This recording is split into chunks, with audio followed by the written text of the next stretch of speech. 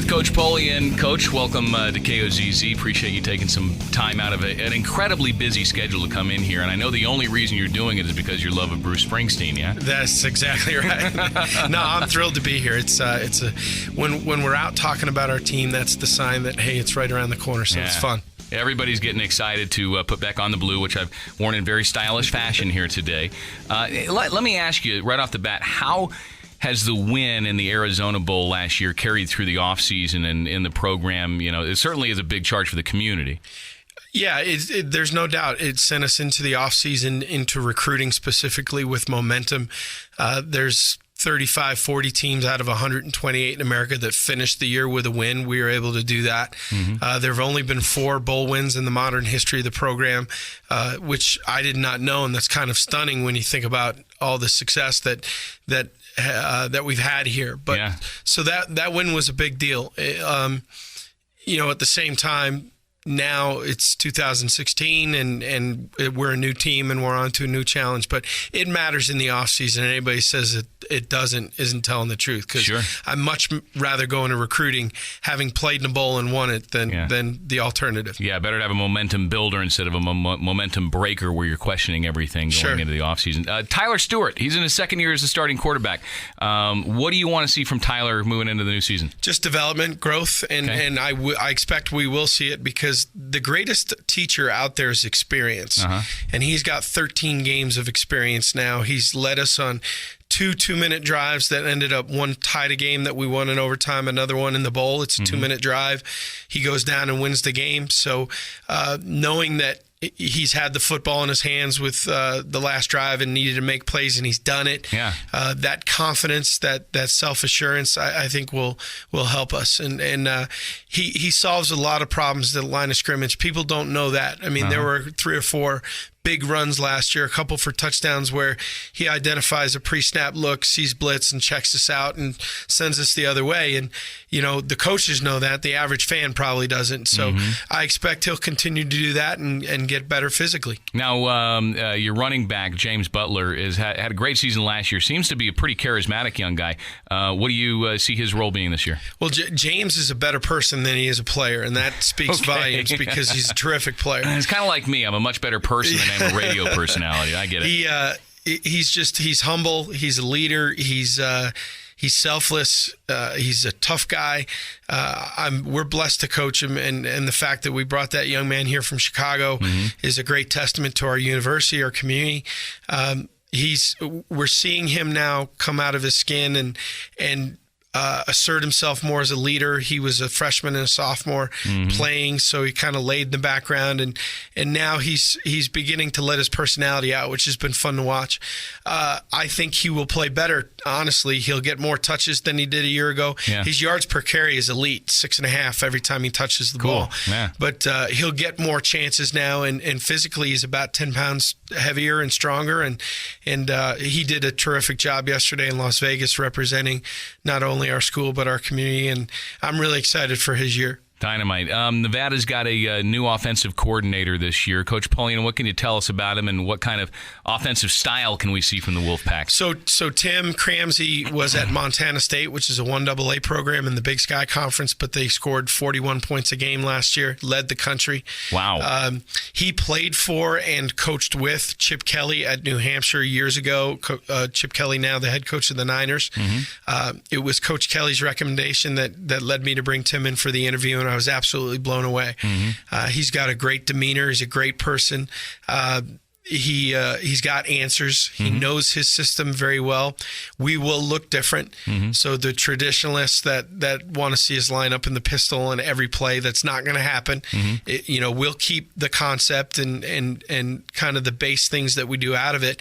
But I think we're going to challenge people this year with more formations, more motions, more personnel groups. We're going to challenge the defense's eyes. They're going to have to be disciplined, because if they get caught looking in the wrong place, we have a chance to hit him. And I'm excited about it. I wish Nick Rolovich all the best. He left us to become the head coach at Hawaii, and I love him dearly, but it was also an exciting opportunity to strip the thing down and build it back up. And I really am excited for what we're going to do offensively. Now, you mentioned the 49ers. Do you have a favorite West Coast team? I do not. Having grown up in pro football, I always cheered for whoever my dad was working for because I'm no dummy. Yeah. You know, blood's thicker than water.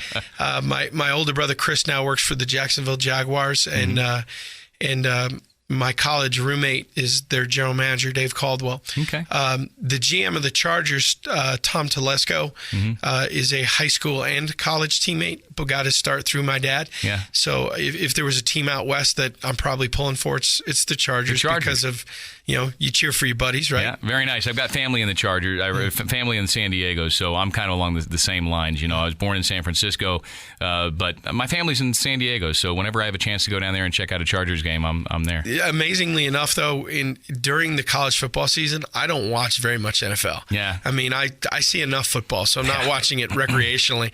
And on Sundays while they're playing, I'm usually grading the game for the day before on to the next opponent. So very cool. We kind of live in this cocoon here for about 6 months, and it's about to get started. We're talking with Coach Polien with the Wolfpack. Who are some of the other key players on the team this year?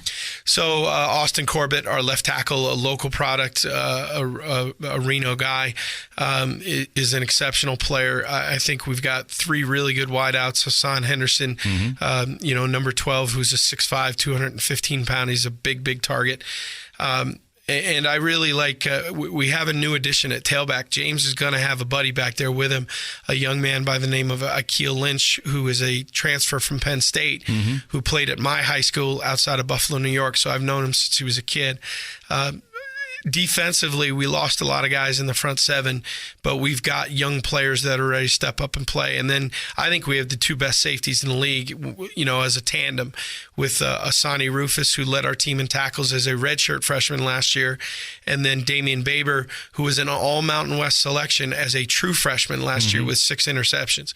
So I feel good about the back end. I actually feel okay about the defensive line because all those guys have played in games before. Linebacker-wise, we're going to have to answer some questions during training camp. Yeah, I get that. It's your 4th year here at Nevada. How have things changed for you since you got here, both as a coach and also, as far as the Northern Nevada community? We've had the 2008 and the slumps and, starting to rebuild and... Well, the first thing is it's like this. I mean, how did you feel as a freshman in high school compared to how you felt as a senior? Yeah. Like now you're the big dog on campus. Well, I don't know if I'm the big dog, but at least I know where I'm going. Yeah. I know what hallway to walk down. I feel confident in my growth and maturity and that I'm not going to make some of the mistakes that I've made. And look, nobody's perfect. And unfortunately, some of the moments that I wish I could have done better are on public display. And that's just the nature of my job. But I feel as good as I've ever felt going into a season, confident in my ability and our staff and those things. In terms of the community, I was not prepared for the notoriety that comes with being the head coach in this town. Yeah. And I was taken back by it a little bit when I first got here. And my initial reaction was to just kind of hole up in my office, in my house. My wife, Laura, my daughter, Charlotte, my son, Aiden. Happy birthday, Laura, by the way. Yeah, happy birthday, Laura.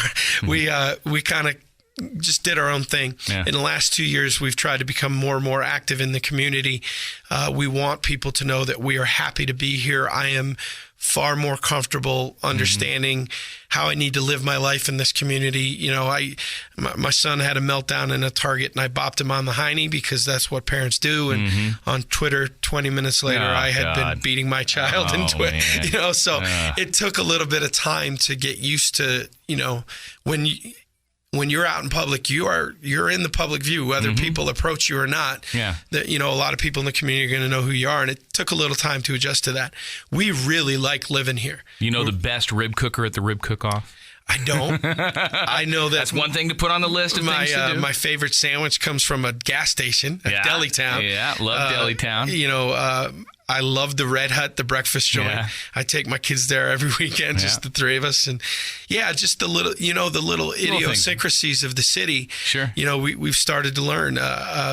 Big fan of Rapscallion, big fan of Pegs, all those little neat places. Yeah. The other thing I love is I love driving around this town and seeing all the Wolfpack license plates and seeing, it doesn't matter if you go into a 7-Eleven or into a department store, everybody sells a Wolfpack hat or a t-shirt. And just the vibe in the community as it relates to our university is great. And frankly, with the stadium renovations, with us playing better, I can't imagine why we shouldn't have 30,000 in there every weekend. Absolutely. Now, where do you see the team stacking up this season against the rest of the Mountain West?